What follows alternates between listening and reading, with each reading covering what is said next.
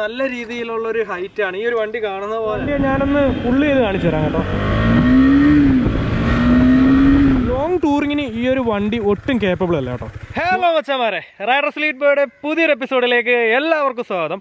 അപ്പോൾ തമ്പനയിൽ കണ്ടപ്പോൾ ഇന്നത്തെ വീഡിയോ എന്താണെന്ന് മനസ്സിലായി കാണുമല്ലോ. ഇന്നത്തേത് ഒരു റിവ്യൂ വീഡിയോ ആണ്. കുറേ നാളുകൾക്ക് ശേഷമാണ് നമ്മൾ റിവ്യൂ വീഡിയോ ആയിട്ട് വീണ്ടും ചാനലിലേക്ക് എത്തുന്നത്.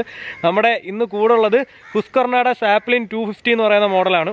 അപ്പോൾ നമുക്ക് ഡീറ്റെയിൽ ആയിട്ട് ഇതിൻ്റെ വീഡിയോ പിന്നെ റിവ്യൂസും കാര്യങ്ങളും ഓൺ റോഡ് റൈഡും എല്ലാം കാണാം. അപ്പോൾ ആദ്യമായിട്ടാണ് ഈ ഒരു ചാനൽ കാണുന്നതെങ്കിൽ ദയവായിട്ട് ഈ ഒരു ചാനൽ സബ്സ്ക്രൈബ് ചെയ്യുക. ഒപ്പം അടുത്ത് കാണുന്ന ബെല്ലൈക്കൺ എനേബിൾ ചെയ്ത് കഴിഞ്ഞാൽ അടുത്ത വീഡിയോയൊക്കെ നോട്ടിഫിക്കേഷൻ ലഭിക്കും. പിന്നെ നിങ്ങളുടെ അഭിപ്രായം എന്തായാലും താഴെ കമൻറ്റ് ചെയ്യണം കേട്ടോ. അപ്പോൾ നമുക്ക് നേരെ വീഡിയോയിലോട്ട് പോവാം.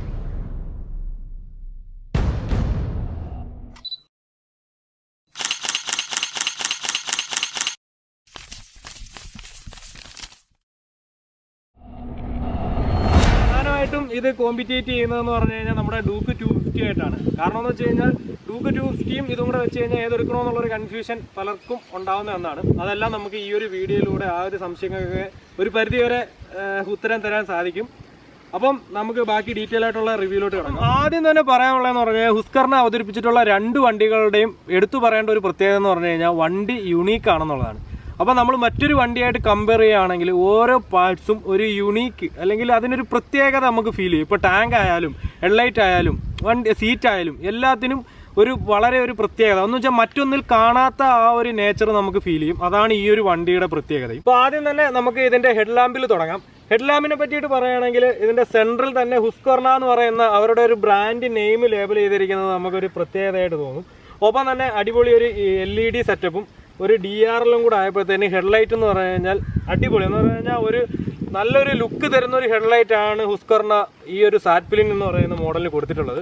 ഈ ഒരു ഹെഡ് ലാമ്പിനോട് ചേർന്ന് വരുന്ന രണ്ട് ഇൻഡിക്കേറ്ററും ഭയങ്കര യുണീക്ക് ആയിട്ടുള്ള ഒരു ലുക്കാണ് തരുന്നത് കേട്ടോ. നമുക്ക് മറ്റൊരു വണ്ടിയല്ല, നമ്മുടെ ഇപ്പം പിന്നെ ചില വണ്ടികളെടുത്ത് നോക്കുകയാണെങ്കിൽ അതിൻ്റെ അപ്ഡേഷൻ വന്നാൽ പോലും അതിൻ്റെ ഒരു ഇൻഡിക്കേറ്റേഴ്സിന് മാറ്റം വരത്തില്ല. അത് നമുക്ക് ഭയങ്കരമായിട്ട് കണ്ട് മടുത്തൊരു പാറ്റേൺ ആയിരിക്കും പല വണ്ടിയൊക്കെ വരുന്ന ഒരു ഇൻഡിക്കേറ്റേഴ്സ്. അത് റോയൽ എൻഫീൽഡ് ആയാലും ചില ബ്രാൻഡുകൾ എടുത്ത് പരിശോധിച്ചാൽ അങ്ങനെയാണ്. പക്ഷേ ഈ ഒരു വണ്ടിയുടെ ഇൻഡിക്കേറ്റേഴ്സ് എന്ന് പറഞ്ഞാൽ LED ഇൻഡിക്കേറ്റേഴ്സ് പക്കയായിട്ടൊരു യുണീക്ക് പാറ്റേൺ ആണ് അവർ കൊടുത്തിരിക്കുന്നത്. ഇതിൻ്റെ ഹെഡ്ലൈറ്റിനെ പറ്റിയിട്ട് ഡീറ്റെയിൽ പറയുകയാണെങ്കിൽ ഇതിൻ്റെ മുകളിൽ ലോ ബീമും താഴെ ഹൈ ബീമുമാണ് ഇതിൻ്റെ സെറ്റപ്പായിട്ട് കൊടുത്തിരിക്കുന്നത്. അത്യാവശ്യം ബ്രൈറ്റ്നെസ് എന്ന് പറഞ്ഞു കഴിഞ്ഞാൽ ട്രാവലിങ്ങിലായാലും പിന്നെ റൈഡിങ്ങിലൊക്കെ അത്യാവശ്യം നല്ല രീതിയിലുള്ളൊരു വിസിബിലിറ്റി തരുന്ന ഒരു ലൈറ്റ് തന്നെയാണ്. ബ്രേക്കിങ്ങിൻ്റെ കാര്യം പറയുകയാണെങ്കിൽ ഡൂക്ക് 250 ആയിട്ട് സിമിലർ ആയിട്ടുള്ള ബ്രേക്കിംഗ് സിസ്റ്റം ആണ് നമുക്ക് ഈ ഒരു വണ്ടിക്കും കാണാൻ കഴിയുന്നത്. ഫ്രണ്ടിൽ വന്നിട്ട് 320 mm ഡിസ്കും ഒപ്പം തന്നെ ബാക്കിൽ വന്നിട്ട് 200 mm ഡിസ്കും ചേർന്നിട്ടുള്ള ഒരു ഡ്യുവൽ ചാനൽ ABS സിസ്റ്റമാണ് ബ്രേക്കിങ്ങിന് വേണ്ടിയിട്ട് ഹുസ്കർണ സാറ്റ്പിലിന് കൊടുത്തിട്ടുള്ളത്. ഇനി ഇതിന്റെ ബാക്കിലത്തെ ഡിസൈൻ പറയുകയാണെങ്കിൽ നിങ്ങൾക്ക് കാണുമ്പോൾ തന്നെ അറിയാം മറ്റ് ഏതോ ഒരു വണ്ടികളുടെ സാദൃശ്യമുള്ള ഒരു ബാക്കിലത്തെ ഡിസൈൻ ആണ് ഈ ഒരു വണ്ടി. അത്യാവശ്യം ഈ ഒരു മഡ് ഗാർഡ് എന്ന് പറഞ്ഞു കഴിഞ്ഞാൽ നല്ല പിന്നെ പക്കയായിട്ട് നമുക്കൊരു പിന്നെ ഔട്ട് തരുന്ന ഒരു മഡ് ഗാർഡാണ്. കാരണം എന്ന് വെച്ച് കഴിഞ്ഞാൽ നമ്മൾ കാണുമ്പോൾ വിചാരിക്കും നല്ല രീതിയിൽ ചെളി പിറയിലിരിക്കുന്ന ആളുടെ ദേഹത്ത് തെറിക്കുമെന്ന് തോന്നുമെങ്കിലും ഈ ഒരു മഡ് ഗാർഡ് അത്യാവശ്യം നല്ല രീതിയിൽ പിന്നെ ചെളിയെ പ്രൊട്ടക്ട് ചെയ്യും. ഒപ്പം തന്നെ ഈ ഒരു ഭാഗത്ത് മാത്രമാണ് ഇതിൻ്റെ കണക്ഷൻ ഫിറ്റിംഗ് കൊടുത്തിട്ടുള്ളത്. ഈ ഒരു ഭാഗത്ത് അതിൻ്റെ കണക്ഷനൊന്നുമില്ല, എന്നാലും പക്ക സ്ട്രോങ് ആയിട്ടുള്ള ഒരു മഡ് ഗാർഡാണ് കൊടുത്തിരിക്കുന്നത്. നമുക്ക് വണ്ടിയുടെ എക്സോസ്റ്റ് നോട്ട് ഒന്ന് കേൾക്കാം.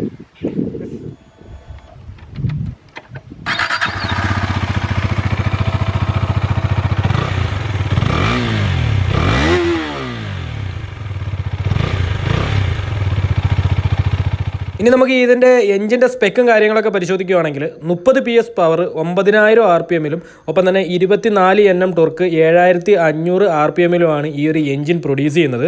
നമ്മുടെ ഡൂക്ക് 250 ആയിട്ടൊക്കെ കമ്പയർ ചെയ്യുന്ന സമയത്ത് നമ്മുടെ എഞ്ചിൻ ഭാഗത്തു നിന്ന് വരുന്ന പവറിന് വലിയ രീതിയിലുള്ള മാറ്റങ്ങളും ഒന്നും ഇല്ലയെന്ന് തന്നെ പറയാം.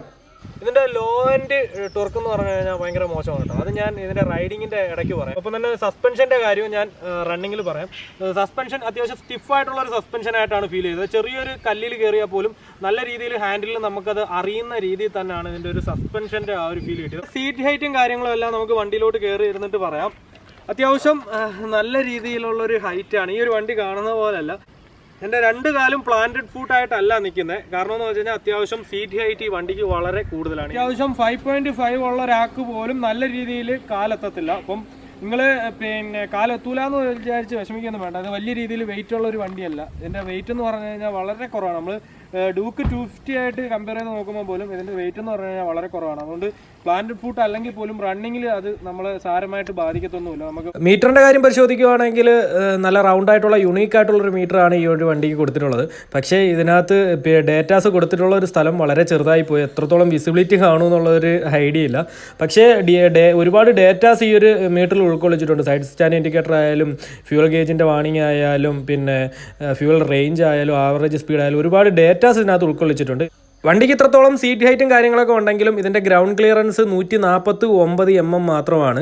വളരെ മോശമായിട്ടുള്ളൊരു ഗ്രൗണ്ട് ക്ലിയറൻസ് ആണ്. നല്ല രീതിയിൽ ഓഫ് റോഡൊക്കെ പോവുകയാണെങ്കിൽ പണി കിട്ടും. പിന്നെ ആ ഒരു ഗാർഡും കാര്യങ്ങളൊക്കെ കുറച്ച് ആ ഒരു സൈലൻസറിനെയും ഒപ്പം തന്നെ നമ്മുടെ കാറ്റലറ്റിക് കൺവേർട്ടറിനെയൊക്കെ സേഫ് ആക്കാനായിട്ട് പ്രൊട്ടക്റ്റ് ചെയ്യാനായിട്ട് ആ ഒരു ഗാർഡും കാര്യങ്ങളൊക്കെ കൊടുത്തിട്ടുണ്ടെങ്കിലും ആ ഒരു ഗ്രൗണ്ട് ക്ലിയറൻസ് ഒട്ടും ഓഫ് റോഡിനൊന്നും കേപ്പബിൾ ആയിട്ടുള്ളൊരു ഗ്രൗണ്ട് ക്ലിയറൻസ് അല്ല ഈ ഒരു വണ്ടിക്കുള്ളത്. പിന്നെ ആർക്കൊക്കെ ഈ ഒരു വണ്ടി ചൂസ് ചെയ്യാമെന്ന് ചോദിച്ചു കഴിഞ്ഞാൽ ലോങ് റൈഡ് അടിക്കുന്നവർ ഒപ്പം തന്നെ ഓഫ് റോഡൊക്കെ കുറച്ച് അടിക്കുന്നവർക്കൊന്നും ഈ ഒരു വണ്ടി ഞാൻ ഒരിക്കലും പ്രിഫർ ചെയ്യില്ല. കാരണം എന്ന് വെച്ച് കഴിഞ്ഞാൽ വെറും 9.5 ലിറ്റർ മാത്രമാണ് ഈ ഒരു ടാങ്കിൻ്റെ കപ്പാസിറ്റി എന്ന് പറയുന്നത്. പിന്നെ ഒപ്പം തന്നെ ഇതിൻ്റെ സീറ്റ് എന്ന് പറഞ്ഞു കഴിഞ്ഞാൽ ഒരിക്കലും ലോങ് ടൂറിങ്ങിന് കേപ്പബിൾ ആയിട്ടുള്ളൊരു സീറ്റല്ല ഈ ഒരു വണ്ടിക്ക് കൊടുത്തിട്ടുള്ളത്. ഈ കുറച്ച് കാര്യങ്ങൾ മാറ്റി നിർത്തി കഴിഞ്ഞ് കഴിഞ്ഞാൽ ഇവൻ ഓൺ റോഡിൽ പുലി തന്നെയാണ്. ഡൂക്ക് 250 തരുന്നതിനെക്കാട്ടിയും ആ ഒരു അഗ്രഷനും കാര്യങ്ങളും എല്ലാം ഇവൻ ഓൺ റോഡിൽ നിങ്ങൾക്ക് തരും എന്നുള്ളത് 100% ഉറപ്പാണ്. കാരണം ഇവൻ്റെ വെയിറ്റ് തന്നെയാണ് അതിൻ്റെ മുഖമുദ്ര. കാരണം ഇത്രത്തോളം വെയിറ്റ് കുറവായതുകൊണ്ട് ഈ ഒരു പവറിൽ വണ്ടി നല്ല രീതിയിൽ പുള്ള് ചെയ്ത് കയറും എന്നുള്ളത് നല്ല രീതിയിൽ മനസ്സിലായൊരു കാര്യം തന്നെയാണ് കേട്ടോ വണ്ടി ഓടിച്ചപ്പം. പിന്നീട് ഇതിൻ്റെ ഹുസ്കർണ എന്നുള്ള ആ ഒരു എംബ്ലം ഇവർ വണ്ടികൾ പല സ്ഥലത്തായിട്ട് കൊടുത്തിട്ടുണ്ട്. അത് അവരുടെ ബ്രാൻഡ് വാല്യൂവിനെ തന്നെയാണ് സൂചിപ്പിക്കുന്നത്. ഫ്രണ്ടിലായാലും ഹെഡ്ലൈറ്റിലായാലും സീറ്റിൻ്റെ ഭാഗത്തായാലും എല്ലാം ആ ഒരു ഇതിൽ. പിന്നെ ഇതിൻ്റെ ടാങ്കിൻ്റെ ഷേപ്പും ഒരു വ്യത്യസ്തമായിട്ടുള്ളൊരു ഷേപ്പാണ്. ഈ ഒരു ലുക്കാണ് നിങ്ങൾ നോക്കുന്നതെങ്കിൽ ധൈര്യമായിട്ട് നിങ്ങൾ വണ്ടി എടുത്തോ. ഈ ഒരു ലുക്ക് മറ്റൊരു വണ്ടിയിലും കാണാൻ പറ്റൂല. അപ്പം മച്ചാമാരെ നമുക്ക് ഇതിനകത്തോട്ട് കയറിയിട്ട് ഇതിൻ്റെ ഫുള്ള് വിശേഷങ്ങളും കാര്യങ്ങളൊക്കെ പറയാം. ഇതിനകത്ത് കയറുമ്പോൾ തന്നെ ഞാൻ നേരത്തെ പറഞ്ഞായിരുന്നു, ഇത് കണ്ടോ 2 കാലും പ്ലാന്റഡ് ഫുഡ് അല്ല, 2 കാലും തറയെ കുത്താൻ എനിക്ക് കഴിയത്തില്ല ഈ വണ്ടിക്കകത്ത്. പിന്നെ ഞാൻ നമ്മുടെ റിവ്യൂവിൻ്റെ ഇടയ്ക്ക് പറഞ്ഞൊരു കാര്യമാണ് ഇതിൻ്റെ ലോ ആൻഡ് ടോർക്ക്. ഞാൻ കാണിച്ചു തരാം. ഇതിപ്പം നമ്മൾ വണ്ടി സ്റ്റാർട്ടാക്കിയിട്ടുണ്ട്. വണ്ടി സ്റ്റാർട്ടാക്കിയതിന് ശേഷം ഫസ്റ്റ് ഗിയർ ഇട്ട് ഇത് ചെറിയ രീതിയിൽ കൈ കൊടുത്തു കഴിഞ്ഞാൽ കേട്ടോ നമുക്ക് ആ ഒരു ഇത് കിട്ടത്തേ ഇല്ല. ഇതിൻ്റെ ആ ഒരു ലോ ആൻഡ് ടോർക്കിൻ്റെ പ്രശ്നമാണ്. നമ്മൾ പക്ഷേ ഇപ്പോൾ ഇതിപ്പോൾ കണ്ടോ ഒരു 2ാമത്തെ ഗിയറിലോട്ട് കിട്ടുമ്പം നല്ല രീതിയിൽ വണ്ടി മൂവ് ആവാതെ നമുക്കൊരിക്കലും ഇതിൻ്റെ ഗിയർ ഷിഫ്റ്റിങ് ചിന്തിക്കുക പോലും വേണ്ട. ആ ഒരു ഫീല് ഈ ഒരു വണ്ടിയുടെ ഭാഗത്തുനിന്ന് ഭയങ്കരമായിട്ട് ഫീൽ ആവുന്നുണ്ട്. അത് ഓടിക്കുമ്പോഴായാലും നമ്മൾ ഓരോ ത്രോട്ടിൽ കൊടുക്കുന്ന സമയത്തായാലും അതൊരു ഫീൽ വരുന്നുണ്ട് കേട്ടോ. പിന്നെ ഈ സസ്പെൻഷൻ്റെ കാര്യം പക്ക സ്റ്റിഫായിട്ടുള്ള സസ്പെൻഷനാണിത്. ഇതെന്ന് പറഞ്ഞു കഴിഞ്ഞാൽ ഇതൊരു ചെറിയൊരു കട്ടറാണ്. ഞാൻ ഇതൊരു കട്ടർ റോഡിൽ കൂടെ നിങ്ങളെ പക്കയായിട്ട് ഓടിച്ച് കാണിക്കാം. ഓടിക്കുമ്പോൾ ഉള്ളൊരു ഫീലെന്ന് പറഞ്ഞു കഴിഞ്ഞാൽ എന്താ പറയുന്നത്, നമ്മുടെ ചെറിയൊരു കല്ല് കയറിയാൽ പോലും നമ്മുടെ ഹാൻഡിൽ അത് നല്ല രീതിയിൽ അറിയുന്നുണ്ട്. എന്ന് വെച്ച് കഴിഞ്ഞാൽ അതിൻ്റെ ആ ഒരു സസ്പെൻഷൻ മൂവ്മെൻറ്റ് കുറവാണെന്നാണ് തോന്നുന്നത്. സ്റ്റിഫായിട്ടുള്ളൊരു സസ്പെൻഷനാണ് കേട്ടോ. അതാണ് ഇതിൻ്റെ ആ ഒരു സസ്പെൻഷൻ്റെ ഭാഗത്തുനിന്ന് എനിക്ക് റണ്ണിങ്ങിൽ പറയാനുള്ളത്. പിന്നെ ഇതിൻ്റെ പവർ ഞാൻ ഇതിൻ്റെ മെയിൻ റോഡിലോട്ട് ഇറങ്ങിയിട്ട് ഇതിൻ്റെ പവർ കാണിച്ചു തരാം. ഒരു കാരണവശാലും നമ്മുടെ ഡൂക്ക് 250യെക്കാട്ടിയും കുറഞ്ഞ ഒരു പവറൊന്നും ഒരിക്കലും ഇതിനെ പറയാൻ പറ്റില്ല.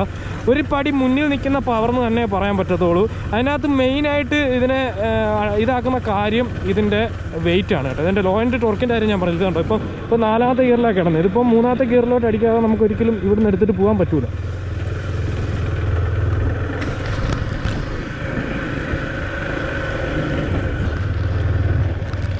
പിന്നെ ഇതിൻ്റെ റൈഡിങ് പൊസിഷനും കാര്യങ്ങളൊക്കെ അത്യാവശ്യം നല്ല ഒരു റൈഡിങ് പൊസിഷനാണ്. വലിയ രീതിയിൽ അങ്ങ് സ്പോട്ടിയായിട്ട് കിടന്ന് ഓടിക്കുന്നതോ അല്ലെങ്കിൽ നമ്മുടെ ഹിമാലയം പോലെ നിവർന്ന് ഓടിക്കാൻ പറ്റില്ല. എന്നാലും റൈഡിന് പറ്റിയ ഒരു റൈഡിങ് പൊസിഷനാണുള്ളത്. പക്ഷേ ഇതിൻ്റെ സീറ്റ് ഞാൻ റൈഡിൻ്റെ ഇടയ്ക്ക് പറയാൻ വിട്ടുപോയി. ഇതിൻ്റെ സീറ്റ് വൈഡായിട്ടുള്ളൊരു സീറ്റേ അല്ല കേട്ടോ. കണ്ടോ ഇത് കാണുന്നുണ്ടെന്ന് അറിയത്തില്ല. വൈഡായിട്ടുള്ളൊരു സീറ്റേ അല്ല. ഞാൻ കാണിച്ചു തരാം. അത് ഞാൻ നിങ്ങളെ അവിടെ വെച്ച് എടുത്ത ടൈമിൽ സ്പെക്കെടുത്ത ടൈമിൽ പറയണമെന്ന് വിചാരിച്ചത്, അത് പറയാൻ പറ്റിയില്ല. ഇതിൻ്റെ സീറ്റെന്ന് പറഞ്ഞു കഴിഞ്ഞാൽ ഉണ്ടോ ഒട്ടും വൈഡ് അല്ലാത്തൊരു സീറ്റാണ്. നമുക്ക് ഹുസ്കർണയുടെ ഓഫ് റോഡ് വണ്ടികൾ ഒരുപാടുണ്ട്. ആ ഒരു വണ്ടികളിൽ കാണുന്ന അതേ ഒരു പാറ്റേണിലുള്ള സീറ്റാണ് നമുക്ക് ഈ ഒരു വണ്ടിയും കാണാൻ പറ്റുന്നത്. അത്രയ്ക്ക് വൈഡും അല്ല, എന്നാൽ സോഫ്റ്റ് ആണോ എന്ന് വെച്ചാൽ സോഫ്റ്റും അല്ല. ലോങ് ടൂറിങ്ങിന് ഈ ഒരു വണ്ടി ഒട്ടും കേപ്പബിൾ അല്ല കേട്ടോ. ലോങ് ടൂറിങ് നിങ്ങൾ ലക്ഷ്യം വെക്കുന്നുണ്ടെങ്കിൽ ഒരിക്കലും ഈ ഒരു വണ്ടി എടുക്കരുത്. കാരണം എന്ന് പറഞ്ഞു കഴിഞ്ഞാൽ നിങ്ങൾക്ക് പിന്നീട് അത് ഭയങ്കര ദുഃഖിതനായി പോകും. നമുക്ക് ലോങ് ടൂറിംഗ് ആണ് നോക്കുന്നതെങ്കിൽ നിങ്ങൾ വേറൊരു വണ്ടിയും കൂടെ ഇതേ ഫീച്ചേഴ്സ് അല്ലെങ്കിൽ ഇതേപോലെ അത്യാവശ്യം പിന്നെ നല്ല രീതിയിൽ പെർഫോമൻസ് കാണിച്ചു കൊടുക്കണമെങ്കിൽ സെയിം 250 എടുക്കാം. നിങ്ങൾക്ക് ലോങ് ടൂറിംഗ് ഇല്ല, ഇതിൻ്റെ ആ ഒരു ലുക്കാണ് നിങ്ങളെ അട്രാക്റ്റ് ചെയ്യുന്നതെന്നുണ്ടെങ്കിൽ ഉറപ്പായിട്ട് നിങ്ങൾ ഈ ഒരു വണ്ടി എടുക്കുക. കാരണം ഈ ഒരു വണ്ടിയുടെ ഈ ഒരു അട്രാക്ഷൻ അല്ലെങ്കിൽ ഈ ഒരു വണ്ടിയുടെ ഈ ഒരു പാറ്റേണും ലുക്കും നിങ്ങൾക്ക് വേറൊരു വണ്ടിക്ക് കാണാൻ പറ്റത്തില്ലെന്നുള്ളത് ഇതിൻ്റെ യൂണീക്കിറ്റിയാണ്. ഞാൻ പറഞ്ഞു, അവിടെ നിന്ന് പറഞ്ഞപ്പോഴേ ഞാൻ പറഞ്ഞിരുന്നു ഇതൊരു യൂണീക്കായിട്ടുള്ളൊരു വണ്ടിയാണ്.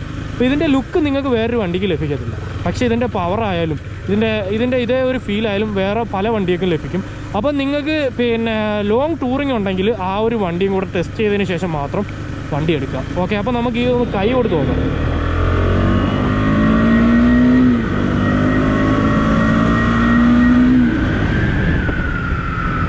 എന്ന് വെച്ച് കഴിഞ്ഞാൽ അതിൻ്റെ ഒരു സൗണ്ട് കേട്ടില്ലേ, നല്ല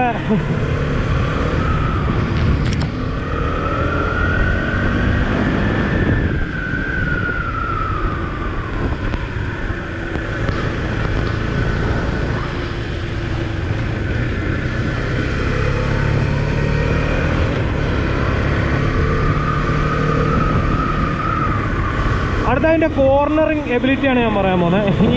ഈ ഒരു കോർണർ നമുക്ക്, ഞാൻ നേരത്തെ വന്ന കോർണർ ആയാൽ പോലും ഈ ഒരു കോർണറിൽ നമുക്ക് വണ്ടി നല്ല എന്താ പറയുക, ഈ ഒരു പൊസിഷനിൽ നല്ല ഒരു കോൺഫിഡൻസോട് കൂടിയിട്ട് വണ്ടി കിടത്തിയെടുക്കാൻ പറ്റും കേട്ടോ. ഈ വണ്ടിയെ ഞാനൊന്ന് ഫുള്ള് ചെയ്ത് കാണിച്ചു തരാം കേട്ടോ.